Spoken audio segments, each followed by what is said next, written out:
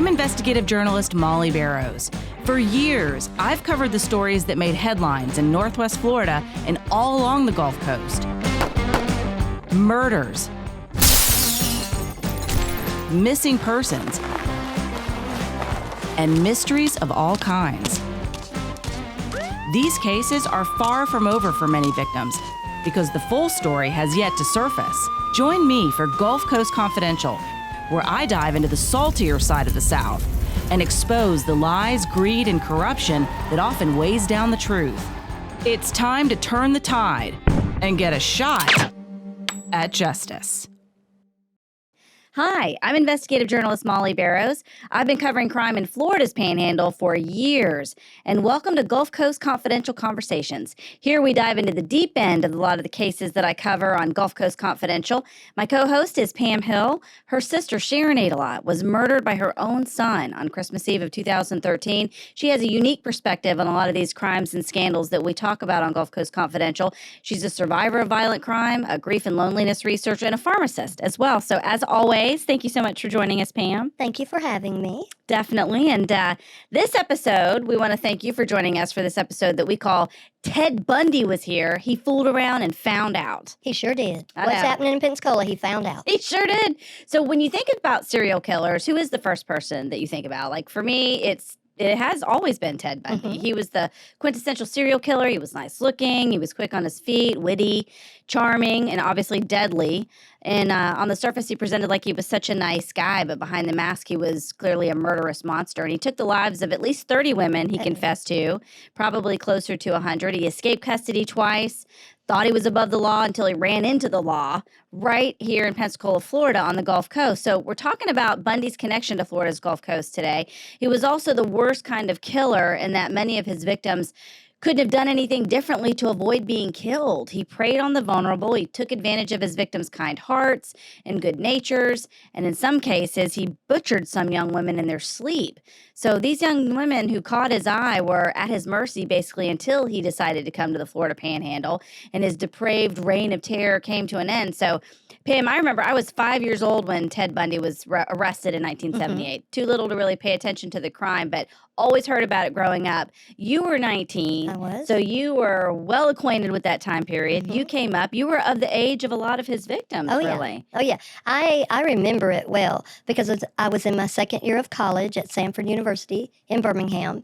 And it was the time of bell-bottoms, baby doll tops, pet rocks, and just fun stuff, flowers, just having a good time. Big old belts with a butterfly or something, just something we dressed, and platform shoes. We had a good time dressing. And we didn't know how cool we were back then. I know. We just were trying to be with each other. So it was just kind of different. And then when it got my attention, that was Pensacola, Florida, at a restaurant that my family had been to many, many, many times, actually weekly, because my dad's Lions Club met there. And so I was in Birmingham at the time when I heard about it, and it scared me.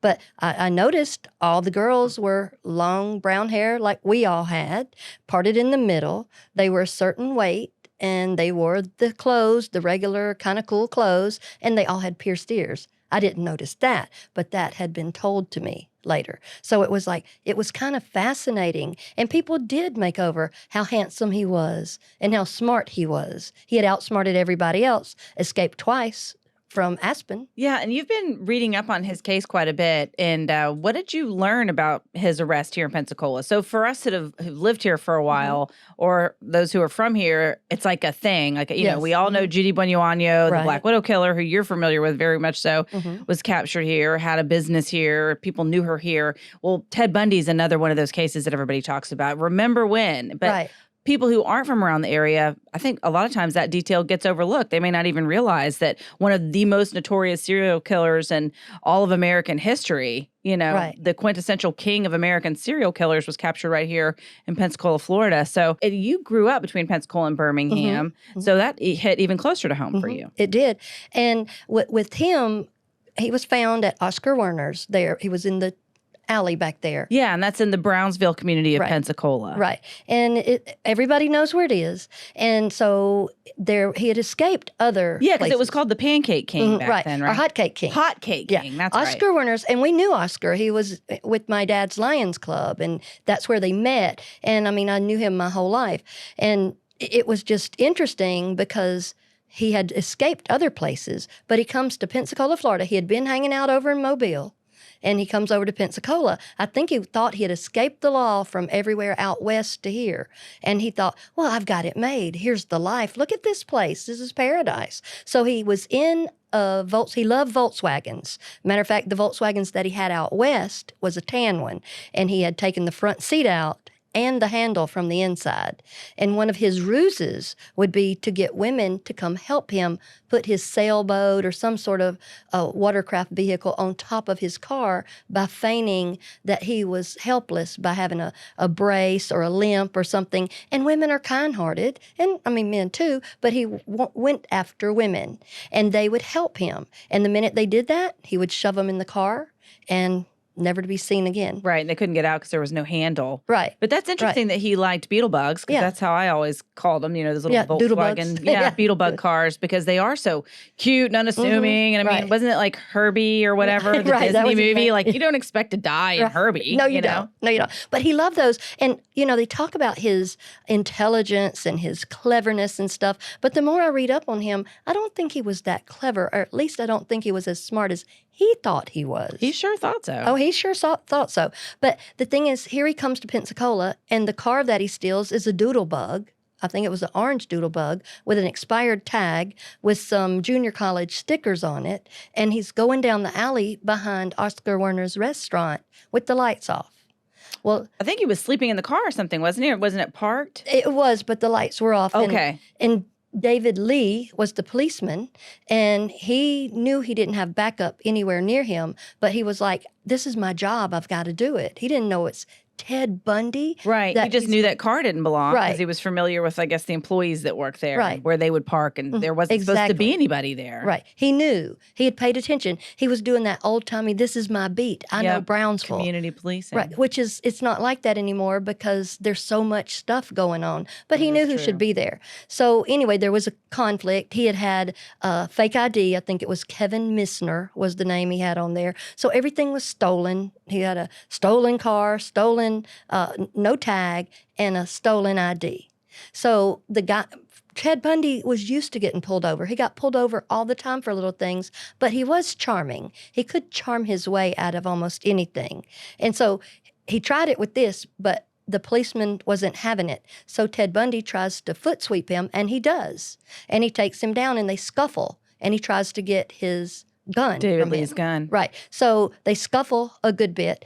And actually, the mugshot that's down in the Pensacola Police Department, Ted Bundy's got a big old swollen spot on the side of his face. And that's what David Lee exchanged blows with him to give him that souvenir from Pensacola, Florida, I reckon. I did enjoy that quote of him, like that was in the paper around that time, or he talked to somebody and he said something along the lines of, well, yeah, he was going for my gun and we were struggling and I was trying to I knew I had to get him and I'm paraphrasing here, but then he was like, and he has that bruise on his face. And I think I gave that to him. Yeah. The one I left He him. got that from my gun, Right, the one mugshot. trying to, but it was just stating it what it was. This is a dangerous man. He didn't want to wait for backup in case he got away, and you do what you got to do because somebody's got to walk away alive from that situation. Better it be the police officer. Exactly. And he didn't know it was Ted Bundy because Ted Bundy wouldn't tell them his name for a couple of days.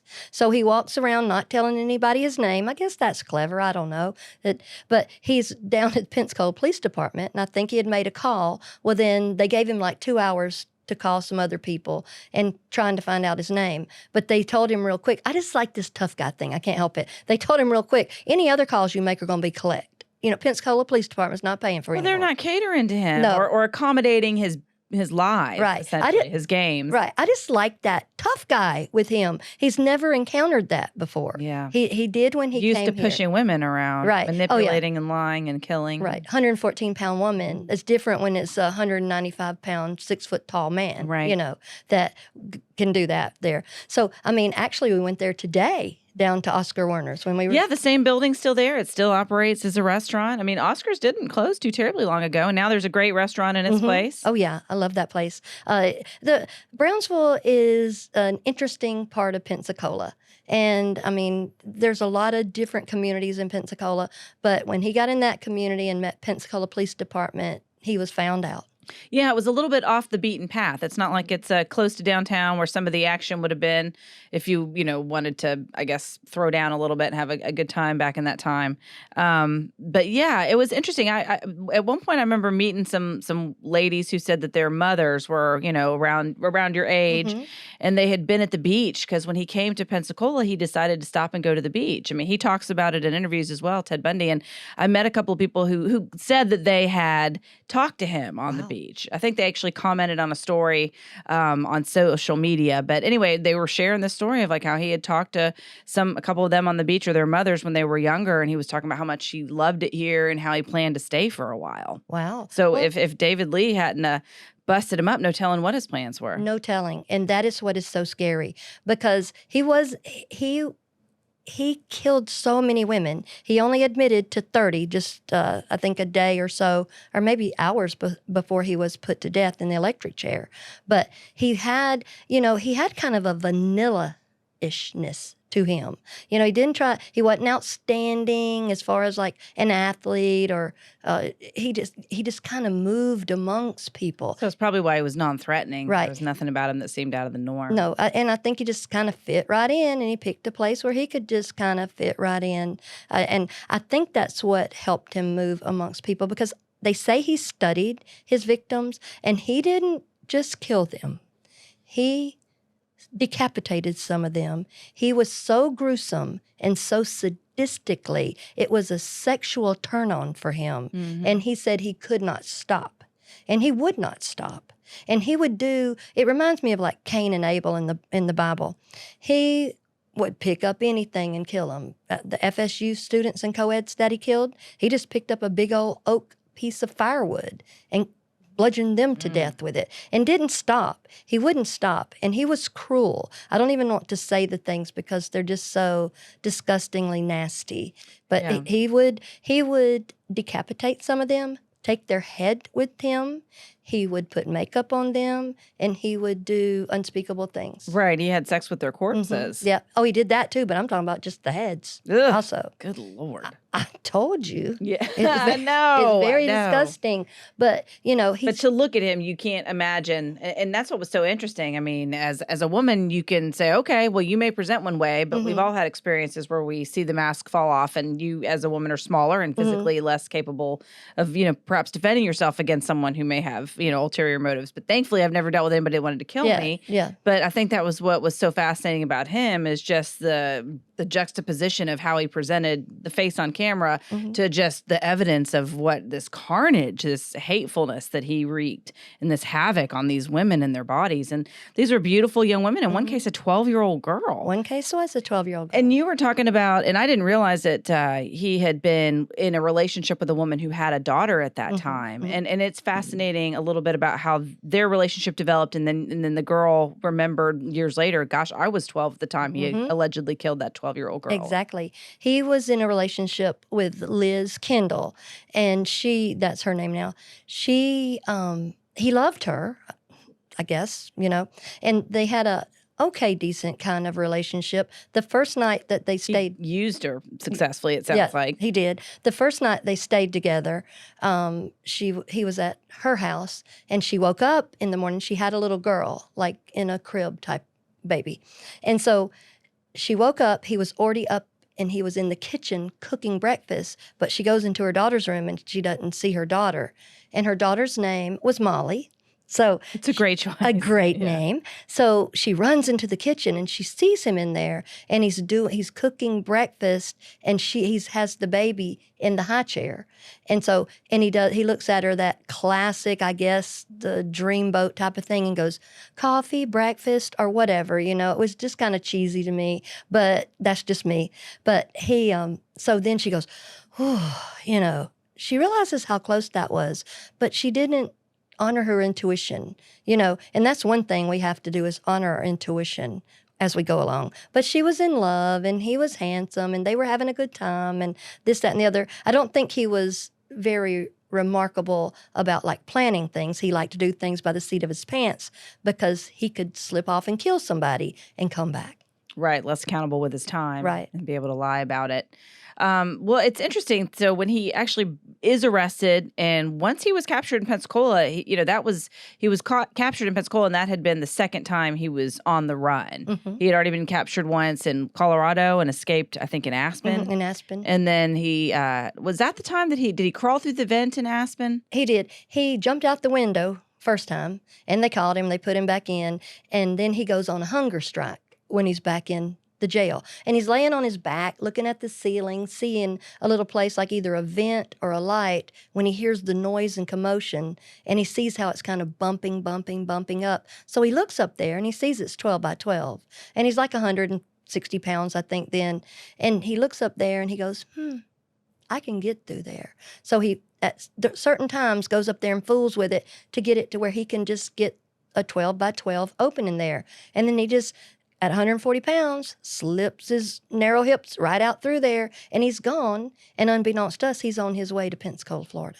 Right. Wow, that's fascinating. And so once he runs into PPD, though, that he's no longer on the lam. That's right. Comes to a sudden halt. And I thought it was interesting, too, that PPD drove him all the way to Tallahassee. Oh, yeah. They were like, we are for sure giving you an escort in a Pensacola Police Department cruiser right from Pensacola, Florida, right down to Tallahassee. It's a big feather in their cap to catch a man like that. Nobody had caught him before. And even on stories and things that I read, Tallahassee is credited for capturing Ted Bundy. And a lot of stories that you read, that is not true. That is where he ended up. But he was captured on W Street in Pensacola, Florida. Right, Brownsville, Florida. That's right. I'm going to shout out to them like Roy Jones Jr. does every time he goes somewhere. He's like, what's up, Pensacola? Ted Bundy. That's who's up. I know. Ted Bundy was here, That's baby. Right. And he found out. Yeah, he did. And I am so thankful that they caught him. And it is interesting that it became like a one-on-one situation because it was such a high-profile case. He probably thought that he was above the law. He thinks he's going to come to what appears to be a sleepy little coastal town on the Gulf Coast. He loves hanging out at the beach. It's beautiful, pretty girls, pretty water, pretty beach. Oh, yeah. Laid back little town. He's the kind of guy that already seems to think he's above the law. Right. So I'm sure he thinks, these podunks here, they're never going to know. And I'm just going to slide in behind this restaurant and catch some Z's here in my little stolen beetle bug. And David Lee's like, Yep, not on my watch. Right. I know that you don't belong here. And I want to, and he didn't wait. He made the decision to go ahead and take him down. And it is admirable. I mean, I've certainly covered a lot of situations where I've questioned, use of force by law enforcement. But there's a lot of cases where you have to do it, you know, and especially when you're catching bad guys and you're always seeing people at their worst. And when you have to make a decision in an instant, is this somebody at their worst? How dangerous is this person? And when you see that they're in a car that has not only expired tags, but is reported stolen, you're dealing with somebody who at the very least is a lawbreaker potentially. So you have to go in eyes wide open and be as cautious as you can. And I just love the fact that he didn't give up. He didn't wait for backup. And potentially he could have saved lives because this is a man who was never going to stop. It's how he got his kicks. Oh, yeah. He said he least. wasn't going to stop. And he did save lives because he was not going to stop. When he was at FSU and killed the co-eds there, the sorority girls, the Chi Omega sorority girls, were doing like every other sorority girl, every other campus in the world. They're just in their dorm or their house, their sorority house, just trying to go to sleep, to get up to go to school. They never in their wildest dreams did they think something like that would happen. And the ones he didn't kill, he maimed them so badly they almost wished they were dead. So, I mean, he would have done that to our girls here. He was not going to stop. He told people, I am the most cold-hearted son of a you'll ever meet. Right. And that's what he said about himself. And it was a sexual frenzy. So he was getting gratification. There was no reason to stop. It was the power, the control. He was not ever going to stop. The reason that people couldn't catch Ted Bundy readily enough is because they couldn't think outside the box. He could. He even did an internship with the Seattle Police Department. He wasn't hindered by a conscience. No, he was. He didn't. He had zero remorse, zero conscience, Right. zero guilt. He just kept going. It felt good. I'm going to do this. I don't care how gory or whatever. I'll exploit everybody in my way, and then I'll look cute doing it. So my question is, and society does this a lot of times, if you're good looking and if you're smart, is it okay just to kill and murder and rape and maim? I mean, it's almost like people talk about Ted Bundy, and that's why I want to tell people what he did. He did these awful things. Yes. They're horrendous. They are unspeakable. I've read so many things, I'm not even going to speak them. I know. When you and I were talking about the case, it brought back a couple of memories. I mean, I remember taking road trips with my parents and my dad would drive, and sometimes we'd drive, into the night. I'd be sleeping in the back seat, and I'd wake up to hear her reading some true crime novel to my dad, and some horrible details spilling out. I'm like, I think I'm just going to roll back over and go to sleep. It sounds pretty. Yeah, I think pretty I'll rough. go back to sleep. Right, I know. Just a little girl. Well, he was But like, that was one of the cases. Oh, and yeah. It was horrendous. Well, he was like P.T. Barnum. He knew everything. He was almost like Manson. Everything is a crazy circus, just a crazy old circus. Let me create a hootenanny over here, a hootenanny over there. And so P.T. Barnum basically built his circus business on there's a sucker born every minute. And I mean, later on, you'll see how people that were supposed to be in charge of him were charmed by him. Right. And Fangirls. And that's essentially the next phase of the drama that he brought to this story. It wasn't just the crimes themselves, but once Pensacola dropped him off in Tallahassee and the legal process got underway and the trials began, that's when it took a whole different he got on the stage in a whole different way. Yeah.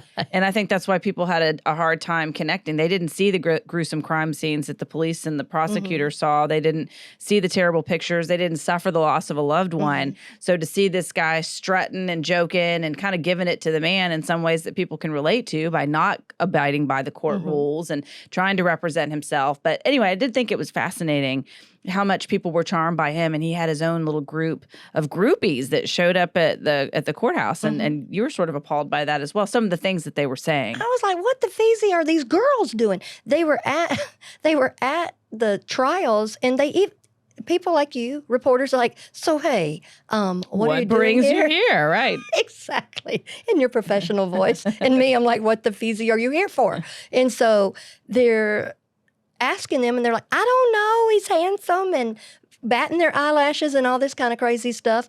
And I'm like, he's going to get you. That's how I think. Stay away from him. But he held court in court. He made sure to dress so nicely and dapperly. And I said he would be a genius right now during the time we're in right now with social media and catching the snapshot and the highlight reel and this, that, and the other, because that's what he did. He wasn't exceptionally brilliant in the law. He knew to pick up the briefcase and clutch the papers when the photos were around. He knew to strut in there. He knew to be loud. He was so disrespectful in court. He would overtalk people. He would turn his chair backward to the judge. One time he was waving his finger at the judge here in Florida, and the judge told him, "You quit waving your finger at me." So then he decides, I'm waving it at somebody, so he decides to wave it at his lawyer, and he's a better him than me. But then the judge tells him, too, "You're in the sunshine state now. Right. We do our business in the sunshine." Well, all that ain't exactly true. Everywhere around Pensacola and Florida and all over the place, we got a bunch that thinks they don't have to do that. Right. But they should be doing it. They're supposed to do it. Right. But yes. In the past, they hadn't done it, but they fooled around and found out, too, that you got to. So we do our business, and he had told him, straight up, this is how we do it. But he still played everybody for a fool, and he knew how to have that college professor look and just seemed so bright. He even, at one point, stopped the whole proceedings there so he could propose to his second girlfriend. Good Lord. And the judge just sits there and lets him do it. Yeah, that's the part that's crazy to me. Yeah. And you even said the judge told him to take care of himself at one point. Yeah, at the end there, when he's being sentenced, he had to scold him all the time because he would do little, to me, it's like a little performing monkey stuff, with his little bow tie on, jumping around and this, that, and the other. And at one point, his defense was, "I'm being inadequately defended or represented, well, you're the one that's your defense, Right. you know, but I mean, it's kind of brilliant if you can get away with it. Right. He made his own defense team so mad. One of them sat there right when he said that and said, I want out of here. You know, it's just, Right. everybody's uncomfortable around Ted Bundy except Ted Bundy. And so he kept doing all that crazy stuff. He held court in court. And so, yeah, the judge told him at the end when he was sentencing him, he said, you know, told him first, you're a waste of humanity. You Well, know, he wasn't wrong. he wasn't wrong. He was exactly right on that. So he told him that. And then he told him, you know, I hope this current electricity goes through you and all that. Then he takes a turn and turns into a fangirl and goes, well, you need to take care of yourself. It'd been my privilege for you to practice law in front of me. I'm like, he's not practicing law. He's practicing strutting around and creating a smoke show. Right. You know, now if you want to see Putting that, on a show. yeah, you can go in any courtroom in America and see that. Or you can go anywhere in America and see that. But then he told him, take care of yourself, young man, take care of yourself. He's sentenced to the death penalty. Take care of yourself until you get electrocuted? I don't know. Until what your meant. appointment with old It made Sparky? me so mad because as a victim, my family is victims when you're in a courtroom. And the judge, you watch the judge, and it's like, you feel like sometimes they don't care about you. And if I was sitting there, I would feel like, you don't care about me. Do you know what this man just did to these women and decapitated them, beat them? I can't even say all the stuff he did. Right. Just disrespectful stuff. And you're not even saying anything to them, but you're telling him basically the same thing of what every storekeeper in America tells somebody. Have a good day. Right. Have a good day. Take care. Yeah. See you. Sorry you can't kill people anymore. Yeah, it's over. Sorry. What you gonna do? How do you take care of yourself on death row? Well, apparently he took care of himself pretty good. He had a kid on death. I mean, He did. Dang. Yes, he did. Was that on death row when he that got was that on girl death row. pregnant? Yeah. He had, you know, Life and death on Yeah. death row. and he did. Oh, he smoked dope. He did pills. This girlfriend. I think that's fairly common. Well, I know, actually, but I mean, sadly. like back then too. I mean, yes, the crazy way it came in is kind of crazy. Yeah. This Carol Boone, this was his second girlfriend, and he's seeing her. She was kind of enamored with him, sort of like a little groupie when they were back in the day. Well, it reminds me of like those old vampire novels by Anne Rice that I used to read. And it was like Lestat the Vampire when he became a rock star. And the girls would stand there and like throw their bare necks up at him. It's kind of like Ted Bundy, like, ooh, Yeah. kill me next. I can't deal with that. I'm just like, I can't even imagine that. But that is how it was. It's that ridiculous. Well, Carol Boone, she would go in the courtroom every day and he would go over there and tell her exactly what to say. So she was just like a regurgitator. She'd go out and say, you know, in his defense, blah, blah. It's just what he told her to say. And so she did it over and over and over. So that's the person I was talking about he proposed to in the courtroom. She was up there as a witness, and he causes a fracas, you know, look at me, look at this sign above me, look at me. And so he's up there, and he kind of says, Judge, just a minute, and he proposes to her. Well, then he looks at the judge and goes, yep, this is a marriage because I did it right here in front of an officiant and people or whatever. Lord. And the judge basically goes like, okay, you know, type of thing. So anyway, she visits him. He didn't have conjugal visits, but they said that they bribed a guard, and she would go in there, and then they would do what was necessary to make a child. But the way she would bring in, especially Valium and some of the other drugs that were popular back then, speed, amphetamines, she would just carry them in vaginally. Ugh. I know, I'm sorry, but that's how it went. And then he would carry it back to his cell rectally. Well, weren't they bonded? They were.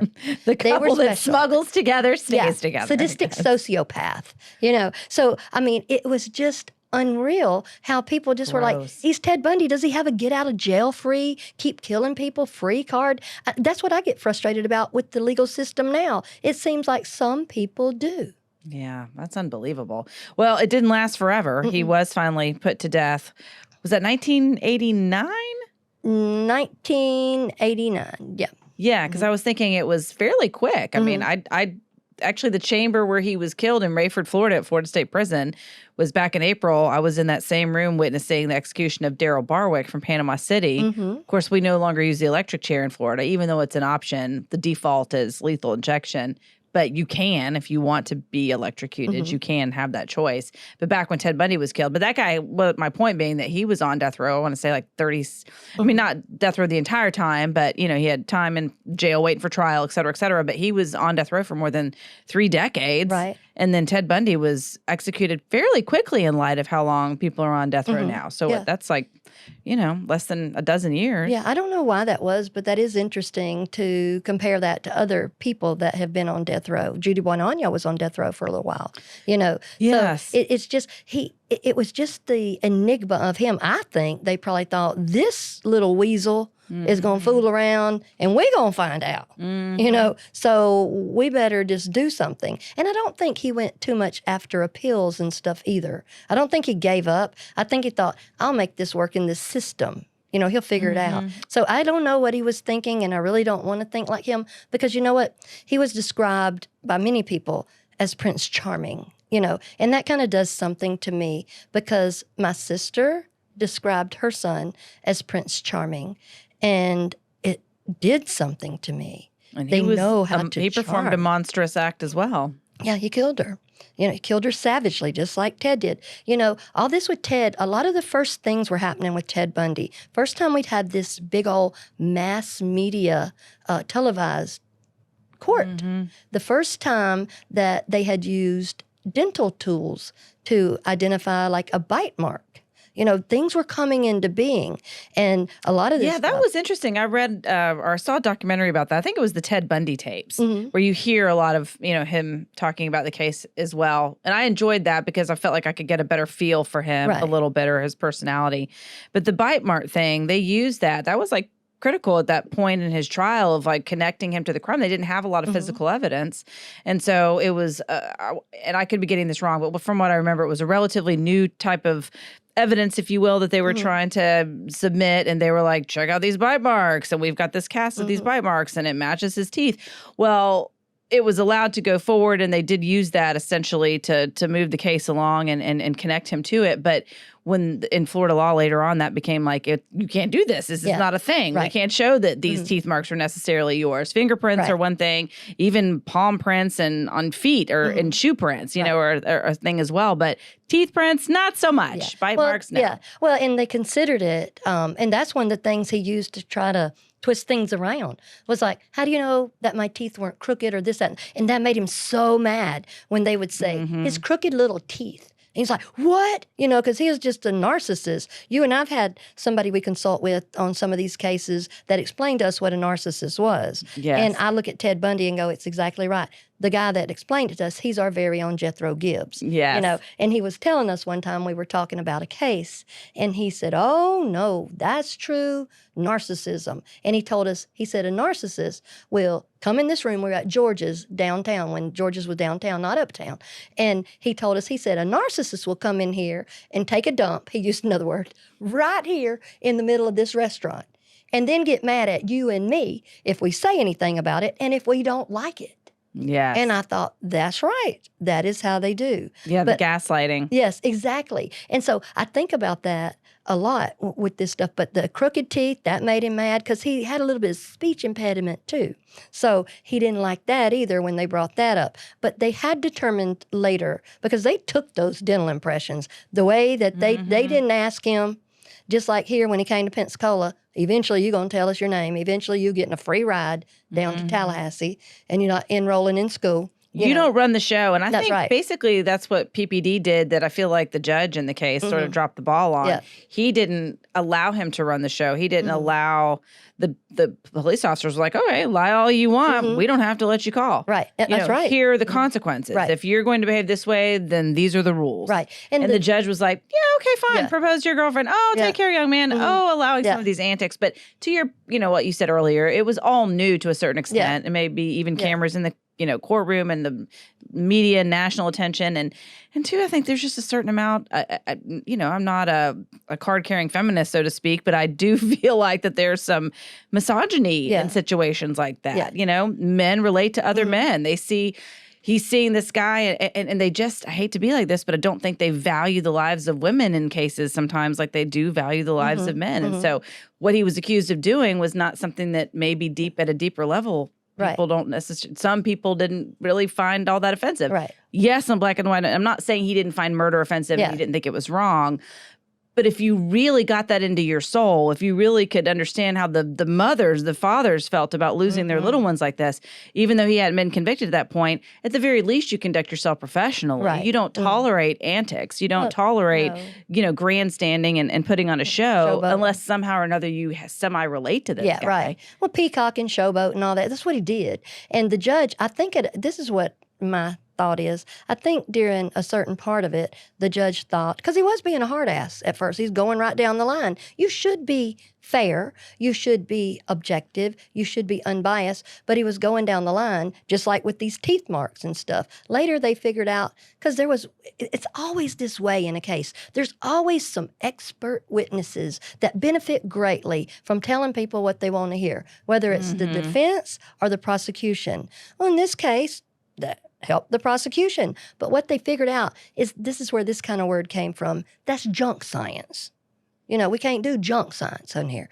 And so then they also had the judge sitting there after a while. He's sitting there day after day after day watching this phenomenon that we're all going, hey, what's going on? He's in there. He's in charge of the show. Right. The show. Right. You're right. And he's sitting up there and he's probably thinking, he's a lawyer. Let me mitigate some of my silliness, or mitigate this or that. So I think that's what he kind of did, because it seemed like a U-turn or like, oh, by the way. But it was stupid. His wife should have told him that was stupid. Yeah, I know. Maybe she did. I'm sure she did. He did listen. She probably said, stop doing that, Right, stop catering to the sociopathic murderer. Just stop it. But he did it anyway, and that's what we're talking about right now. And I think as far as everything else, he was a fair judge during all that. Good. He did. If you don't tolerate some of their antics, those are appeal things. That's exactly right. Yeah. And so, and I'm not saying he was out of line or that he agreed with anything that Ted Bundy did. I'm not saying that at all. But I just sometimes feel like, we all have a tendency to sympathize and even empathize with people that look like us. Yeah. And maybe women empathize with other women because we get what it's like to be a woman. And sometimes he's maybe just seeing a young man standing there fighting for his freedom, as opposed to seeing it from a woman's point of view, or even a victim's point of view of here's a young man that took the bright light out of our family, that completely butchered my baby girl, whatever the case may be. They don't necessarily relate the same way. And I think when you're there in the moment, and that is one of the good things about, the law, the system that we have, we are entitled to representation, vigorous representation. And most of us aren't, what they say about somebody that represents theirself, you have a fool for a client. And he did. He was a fool. And he just created, like I said, P.T. Barnum effect. And I think through there, that other men even related to him, and they said so. Because they said, I sat with him for a few minutes and I was kind of verbally beating him around, and then I found out when I left I was sick because it was a person. But see, they did a brilliant job of not telling all the nasty, ugly, vulgar, sadistic, sexually perverted, cruel things he did. Brilliant. Nobody knows all that. I didn't go looking for it. But the more I read, the more I go, it's disgusting. He was out to destroy. Yeah. And that's what he said he did. I enjoyed. He even reveled in it. It was delightful to him. I enjoyed doing that. Ugh. That's why I had to quit reading some of that and had to go to some of the other stuff. If you're a necrophiliac, we know what that means. You enjoy having sex with a corpse. Yeah, that's disgusting. Well, I tell you what, I think that's exactly why if you're going to be executed in any state, Florida is the way to go, because Rayford, Florida is right in the middle of the northern part of the state. There really isn't anything else around there but a number of prisons. And I think when he was killed, people were, there's a field across the street from Rayford where media and citizens and any other groups can come, whether for or against the death penalty when there's an execution, and gather and make their message, heard. And usually the media that are there will cover it, either broadcast it or, write about it. And when Ted Bundy was killed, and I was studying up on this a little bit when I was preparing to go to Rayford to cover the Gerald Barwick execution, and it just really got me because Gerald Barwick was not the kind of case that was drawing a lot of media attention. There's always some media attention because it's important to hold any state accountable when they're going to have, the death penalty on the table. So you want to see as a citizen to make sure that that's being carried out equitably and fairly and humanely, if you will, as much as you can. Kill somebody and it be humane. But at any rate, I did think it was interesting that with Ted Bundy, it was quite the show. I mean, people showed up early. They came and they camped out. It was like a tailgating party. They were drinking, they were cooking, they had all kinds of signs. And there was even paraphernalia being sold, like T-shirts and whatever else. And first merch. Yeah. And it made me, I mean, you know, in a wry sort of way, but like they had signs that were like, you know, roses are red, violets are blue. Good morning, Ted. We're going to kill you. Oh my goodness. And there was another one's like burn, Bundy, burn. Yeah, that was the one they wrote the most. And they had fireworks. Yeah, so they were celebrating, and I think there was somebody else that said it like, I've unplugged my refrigerator at the house to make sure that the state of Florida, that the power company has enough juice to set him ablaze in Old Sparky, if you will. I know people. That's what I read about that too, and I read on that day that he waited till a few days before this event. He had told people before, I don't care what you write about me. It's almost that way, like people in business go. They're like, I don't care what you write, just spell my name right. You know, you're talking about me. That's right. enough. And so that's kind of how he said, as long as it sells tickets or as long as it sells papers, I don't really care. And so he finally admitted to the 30 murders of the girls around. He admitted to 30 murders anyway. There's probably more, they thought. Right. And they thought up maybe to 100. And he did that. Then on his last meal, he thought he was in control to the very end. Yes. It was almost pitiful because like at the very end, they said basically he didn't request a last meal. So they gave him standard issue of a last meal, which is a medium rare steak, eggs, I think some toast and maybe hash browns and tea, milk and juice and something else, coffee maybe. And so he resisted till the end. Yeah, because they eat it early. Yeah, right. Because a death warrant's only good for a day. So he didn't necessarily refuse. He just did not eat one bite. Interesting. Yeah, because that's going to save his life. Of course. So, I mean, he just thought, he had a degree in psychology, and some of the things he did were effective. A lot of them were.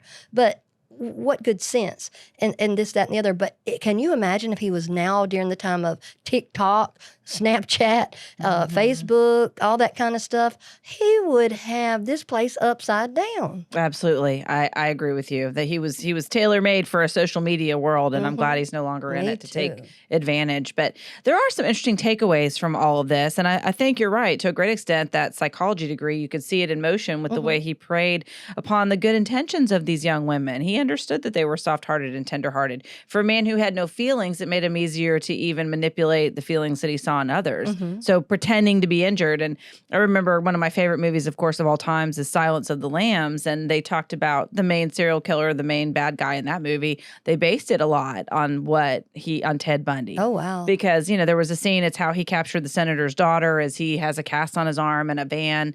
And he's trying to get this love seat in there and making a show. And she pulls into the parking lot at night of not being able to get it up there. And she's got her arm full of groceries and the cat in the window and like, be there in a minute, brush, or whatever the cat's name was. And anyway, long story short, that's how he lured her. She offers to help. He has her get the couch up from the back, and she's backing into the van, and then he basically pushes her down and shuts the door.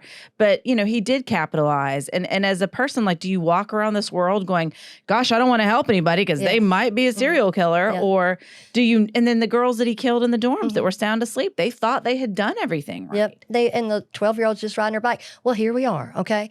Right where I'm from, too, in Birmingham, we just had Carly Russell, the lady that we all thought got kidnapped because she said she saw a little toddler on I-459 up there. Well, immediately, we all were thinking, and so was the rest of the United States, because this is the time we live in now, was like, oh, no, because human trafficking is a big thing now. We thought somebody used that as a ruse, and she pulled over, and we thought she helped because there was all this stuff going back and forth, but come to find out that that was not the case. So I want us to talk about that case a little later. But no, you cannot walk around the world saying, I'm not going to help people, I'm not going to do this. But we do have to use good sense, and we have to think. I'm not the kind of person that thinks about stuff like that, but my mother taught me things, like walking around a building. My mom told me, don't walk so close to the building, walk out some so you can see around the corner. I never thought like that. I don't think like that. But my mother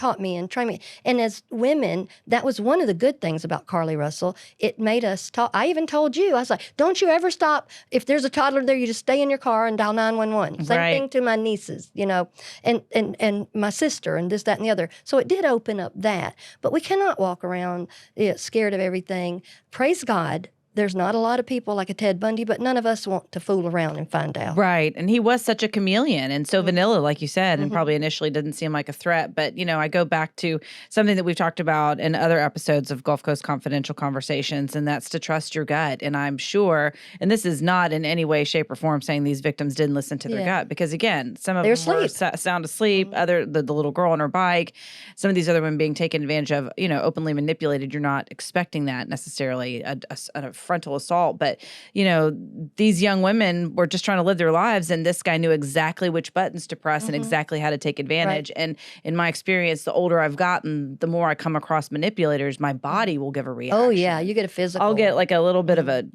tug in my gut, or my heart will start to beat fast, or I'll feel uncomfortable. And I've learned at this point to think, okay, I need to pay attention to what my body's trying to tell me, even if my mind and my people-pleasing ways want to interfere with those signals. So that would be one takeaway that I would want to say. That's not to say that I couldn't be manipulated or conned or lured into a serial killer's van, God forbid. We hope not. Right. I don't plan on it. But, in other words, we can't control when there are terrible human beings out there that are intent on doing harm, but we can, in our daily lives, try to hone and be aware that, not everybody that comes into our circles necessarily has our best interest at heart. And it is good to keep up with each other. Like, I don't mind. I'm not going anywhere I mind if anybody knows. Somebody always knows where I am. And then one of the other things about this was, some people grow up in crazy dysfunction. Like Ted Bundy's sister was really his mother, So back in the day, back then, That's the story you gave if there was a child out of wedlock. That's exactly right. And his grandpa, so he said his grandpa loved porn, and they had him. They're blaming some of that on there. He blamed a lot of this on pornography. Yeah, I was about to say there's a lot of people. I mean, I think, not to quote Tucker Carlson, but I think he at one point said most of American males are marinating in porn. I don't think they're all breeding serial killers. Yeah. You know what I mean? Yeah, that's a whole nother topic. Yeah. And so, it's so readily available. And to feed those, needs and desires, if they're inappropriate, it makes it an easy way to do that. But to me, it just sounds like maybe his grandpa did or didn't. But that's, again, just such a way to I'm not the problem. It was all this other thing. Blame. Like we talk about every time. A narcissist blames everybody too. So it's just been such an interesting study in things. And the things that we talk about every time at the end of one of these episodes is, what did we learn? That I learned that it can be you, just but for the grace of God. I lived down here. I was at Oscar Werner's. I go to Pensacola Beach. I had long brown hair parted in the middle, same height, same age, same weight about as the other, wearing bell bottoms and baby doll tops, thinking I was cute, running around the beach. Right. Yeah, absolutely. So it's scary. It is scary. Well, Pam, thank you so much. I have enjoyed our little trip down memory lane, and we hope that you did too. Thank you so much for joining us on Gulf Coast Confidential Conversations. You can catch this episode, Ted Bundy Was Here, and many others on the YouTube channel, Gulf Coast Confidential, as well as wherever you listen to your favorite podcast. We'll see you next time.